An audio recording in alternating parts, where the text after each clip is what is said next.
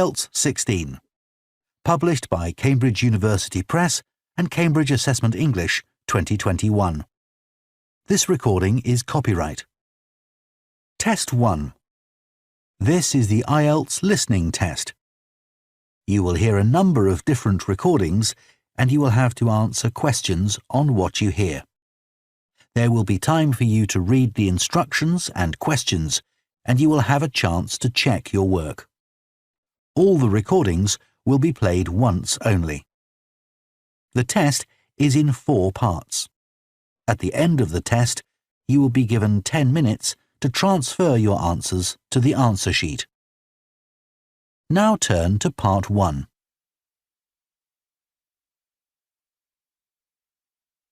Part 1. You will hear a man phoning to find out about some children's engineering workshops. First, you have some time to look at questions 1 to 3.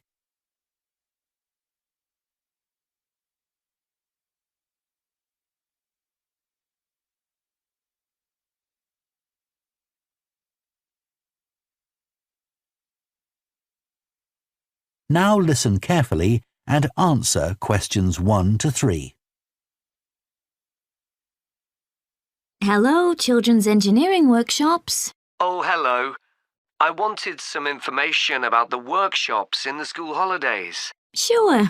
I have 2 daughters who are interested. The younger one's Lydia. She's 4. Do you take children as young as that? Yes, our tiny engineers workshop is for 4 to 5-year-olds. What sorts of activities do they do? All sorts. For example, they work together to design a special cover that goes round an egg, so that when it's inside, they can drop it from a height and it doesn't break. Well, sometimes it does break, but that's part of the fun. Right. And Lydia loves building things. Is there any opportunity for her to do that? Well, they have a competition to see who can make the highest tower. You'd be amazed how high they can go. Right. But they're learning all the time as well as having fun. For example, one thing they do is to design and build a car that's attached to a balloon, and the force of the air in that actually powers the car and makes it move along. They go really fast too. Okay, well, all this sounds perfect. Before you hear the rest of the conversation, you have some time to look at questions 4 to 10.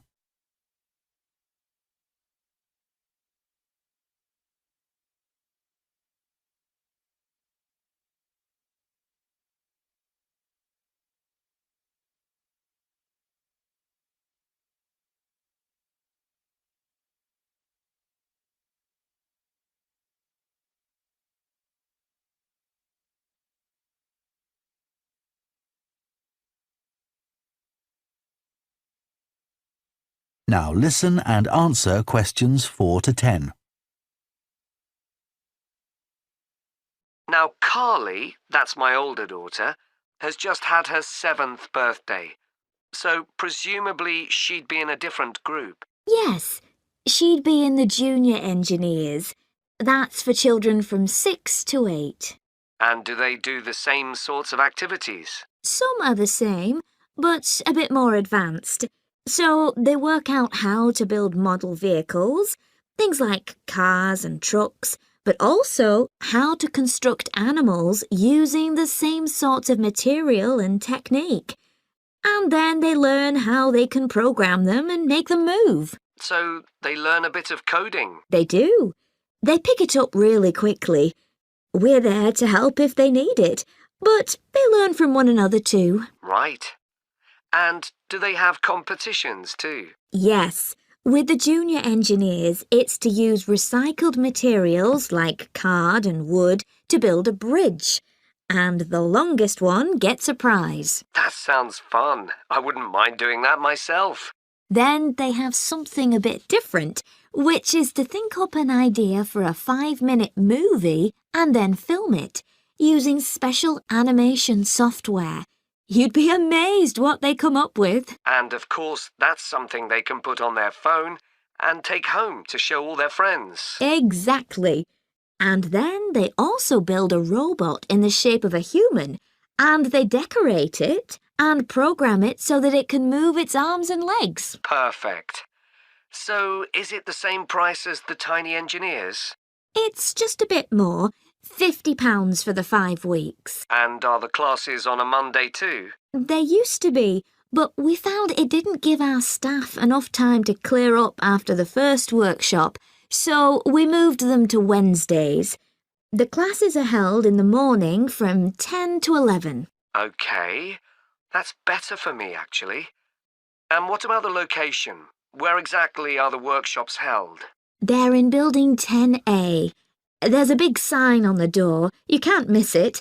And that's in Fradston Industrial Estate. Sorry? Fradston. That's Fradston.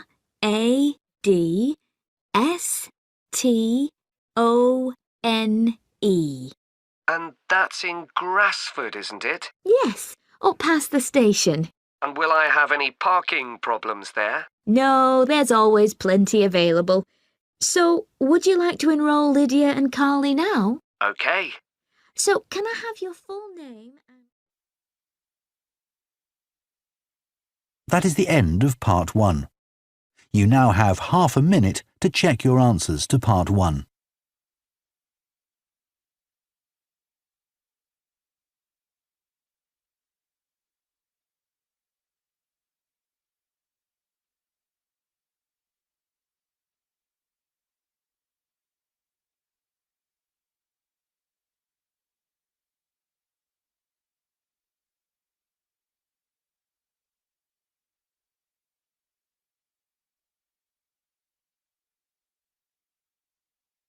Two.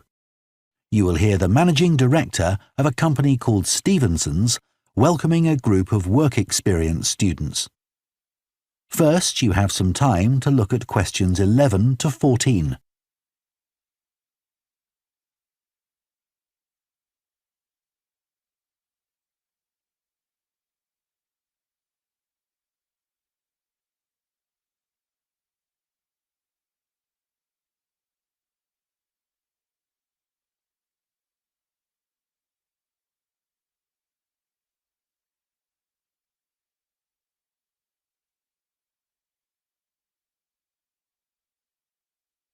Now listen carefully and answer questions 11 to 14.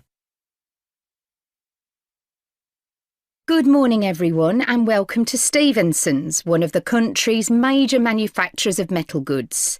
Thank you for choosing us for your 2 weeks of work experience. My name is Julia Simmons and since the beginning of this year I've been the managing director. Stevenson's is quite an old company.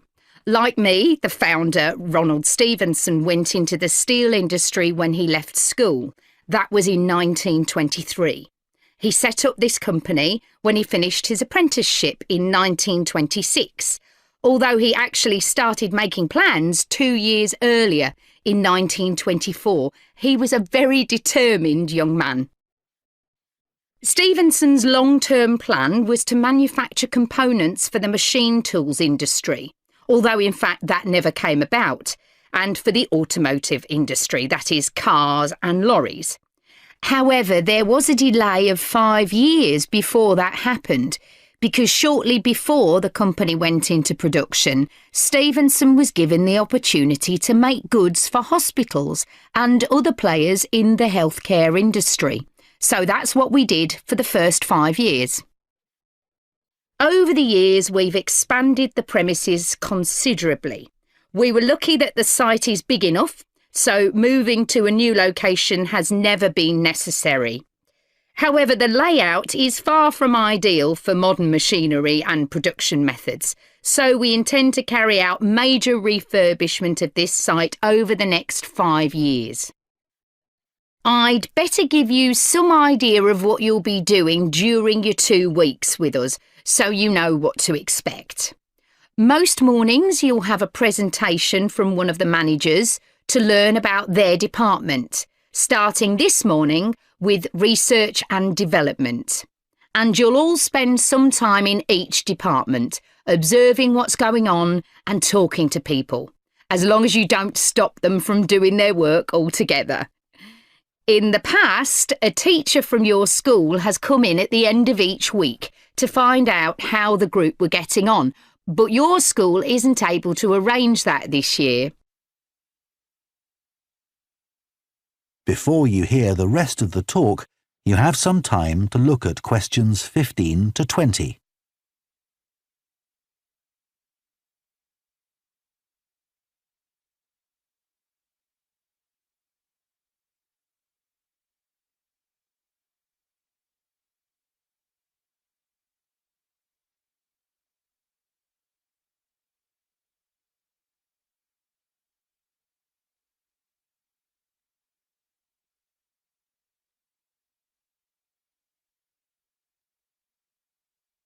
Now listen and answer questions 15 to 20.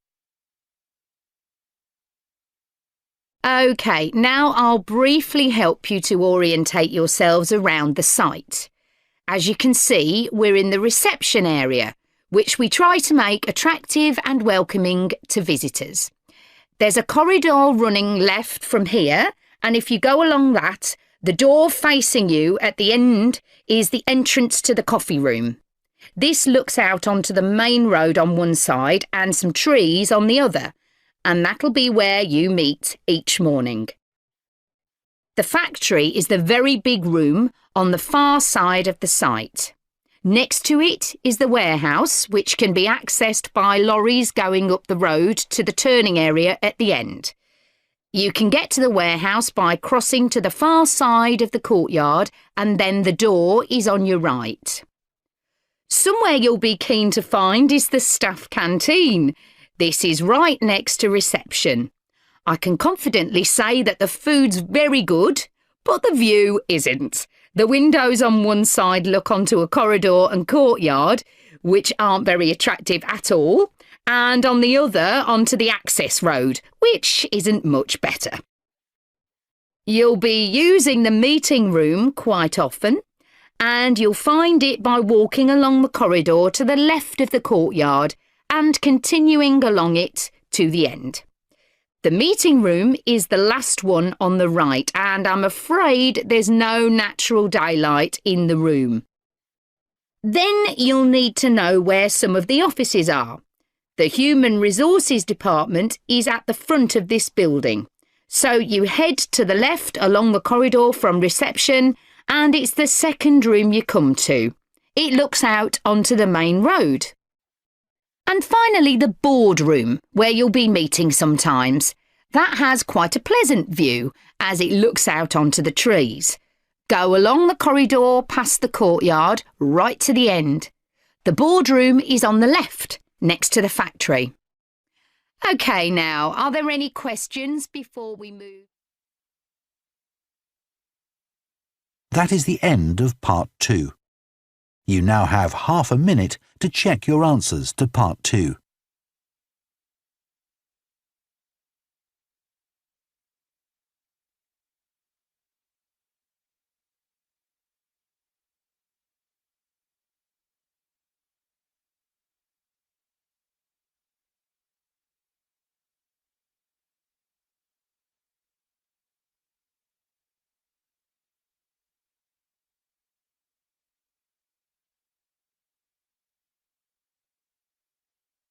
Part 3.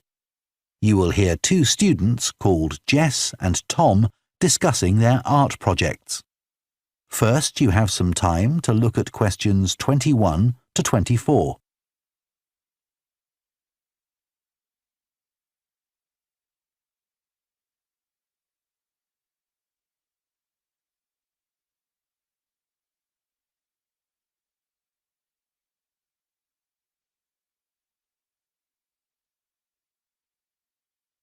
Now listen carefully and answer questions 21 to 24. How are you getting on with your art project, Tom? OK. They gave us the theme of birds to base our project on, and I'm not really all that interested in wildlife, but I'm starting to get into it. I've pretty well finished the introductory stage. So have I. When they gave us all those handouts with details of books and websites to look at, I was really put off. But the more I read, the more interested I got. Me too. I found I could research so many different aspects of birds in art. Colour, movement, texture. So I was looking forward to the bird park visit. What a letdown. It poured with rain and we hardly saw a single bird. Much less use than the trip to the Natural History Museum. Yeah. I liked all the stuff about evolution there. The workshop sessions with Dr. Fletcher were good too, especially the brainstorming sessions. I missed those because I was ill. I wish we could have seen the projects last year's students did. I suppose they want us to do our own thing, not copy. Have you drafted your proposal yet? Yes, but I haven't handed it in. I need to amend some parts. I've realised the notes from my research are almost all just descriptions. I haven't actually evaluated anything, so I'll have to fix that. Oh, I didn't know we had to do that. I'll have to look at that too. Did you do a timeline for the project? Yes, and a mind map. Yeah, so did I. I quite enjoyed that. But it was hard having to explain the basis for my decisions in my action plan. What? You know, give a rationale. I didn't realise we had to do that. OK, I can add it now. And I've done the video diary presentation and worked out what I want my outcome to be in the project. Someone told me it's best not to be too precise about your actual outcome at this stage, so you have more scope to explore your ideas later on. So I'm going to go back to my proposal to make it a bit more vague. Really? OK, I'll change that too then. Before you hear the rest of the discussion, you have some time to look at questions 25 to 30.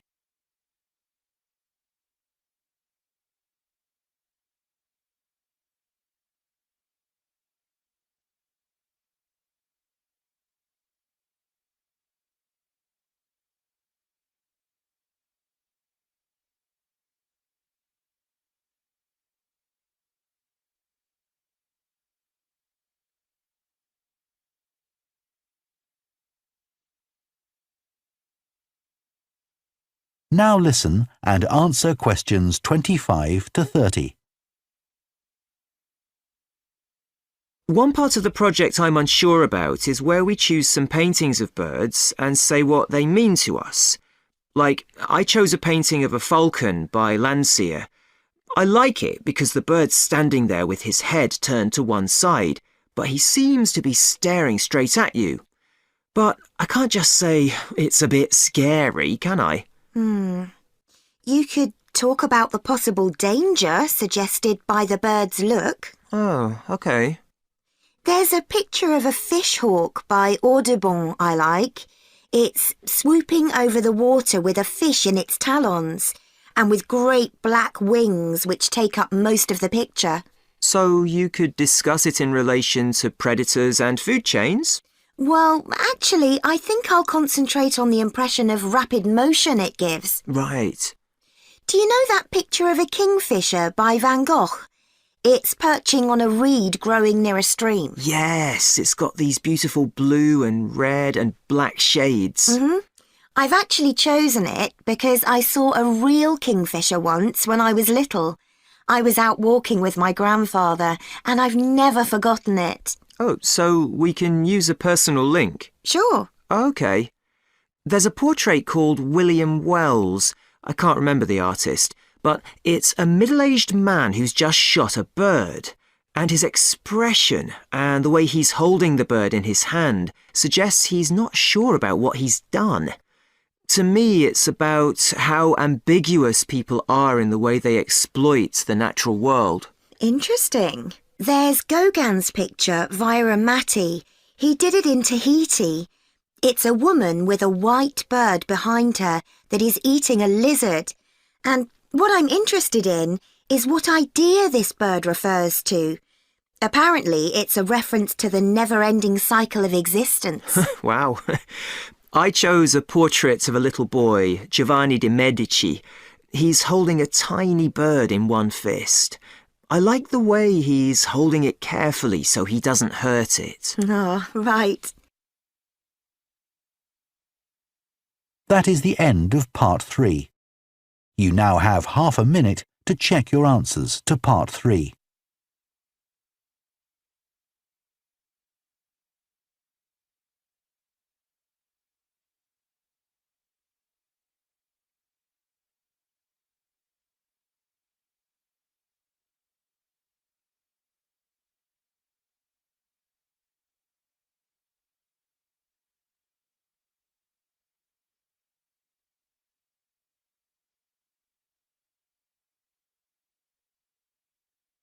Part 4.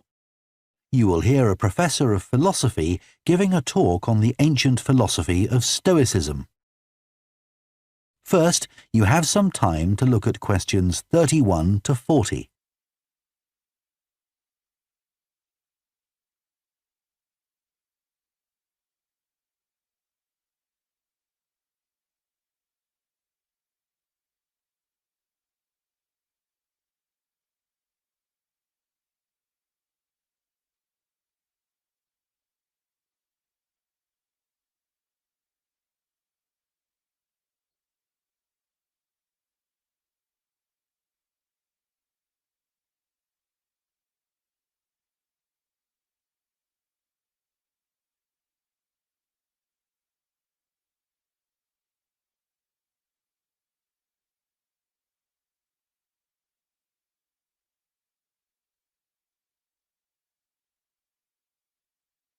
Now listen carefully and answer questions 31 to 40. Ancient philosophy is not just about talking or lecturing or even reading long, dense books. In fact, it is something people have used throughout history to solve their problems and to achieve their greatest triumphs. Specifically, I am referring to Stoicism, which in my opinion is the most practical of all philosophies and therefore the most appealing. Stoicism was founded in ancient Greece by Zeno of Citium in the early 3rd century BC, but was practiced by the likes of Epictetus, Cato, Seneca, and Marcus Aurelius. Amazingly, we still have access to these ideas, despite the fact that the most famous Stoics never wrote anything down for publication. Cato definitely didn't. Marcus Aurelius never intended his meditations to be anything but personal. Seneca's letters were, well, letters, and Epictetus's thoughts come to us by way of a note-taking student. Stoic principles were based on the idea that its followers could have an unshakable happiness in this life, and the key to achieving this was virtue. The road to virtue, in turn, lay in understanding that destructive emotions like anger and jealousy are under our conscious control. They don't have to control us, because we can learn to control them. In the words of Epictetus, external events I cannot control, but the choices I make with regard to them I do control. The modern-day philosopher and writer Nassim Nicholas Taleb defines a Stoic as someone who has a different perspective on experiences which most of us would see as wholly negative. A Stoic transforms fear into caution, pain into transformation, mistakes into initiation, and desire into undertaking. Using this definition as a model, we can see that throughout the centuries, Stoicism has been practiced in more recent history by kings, presidents, artists, writers, and entrepreneurs.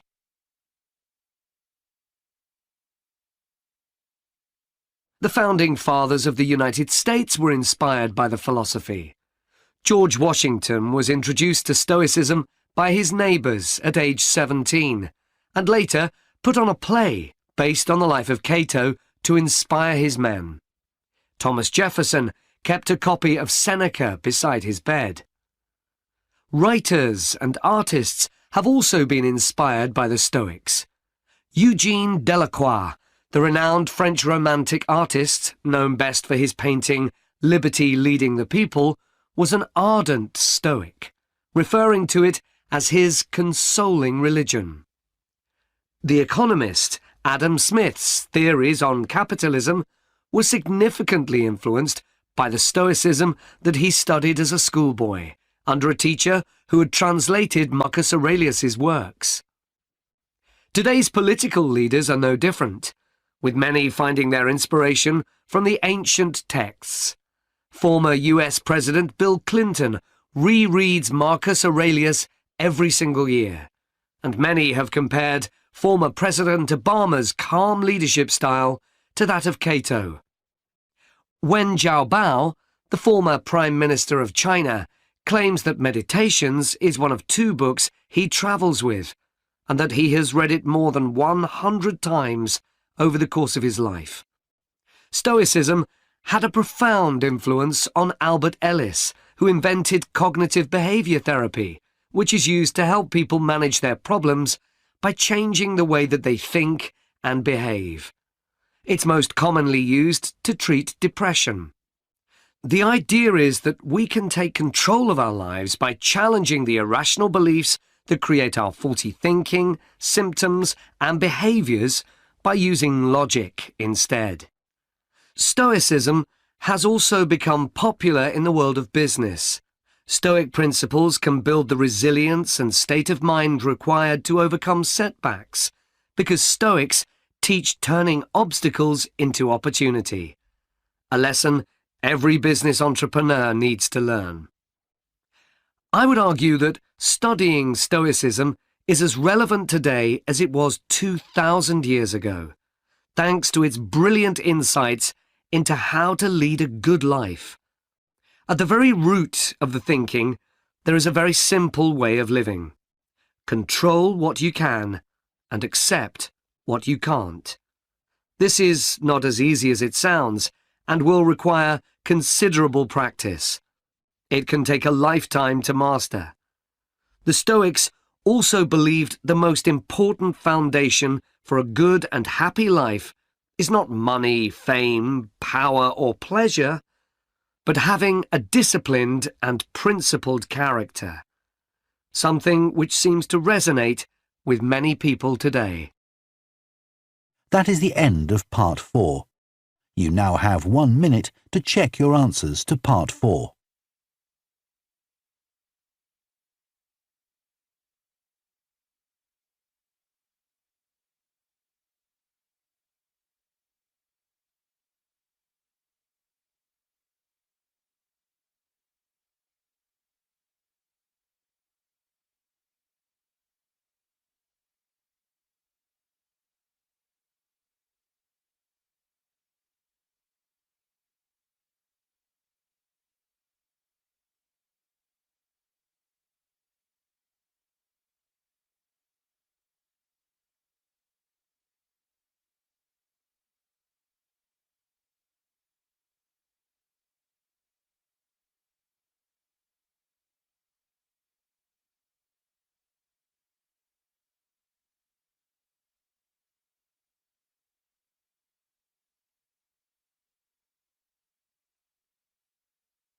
That is the end of the listening test. In the IELTS test, you would now have 10 minutes તારે MBA કરવાનું છે?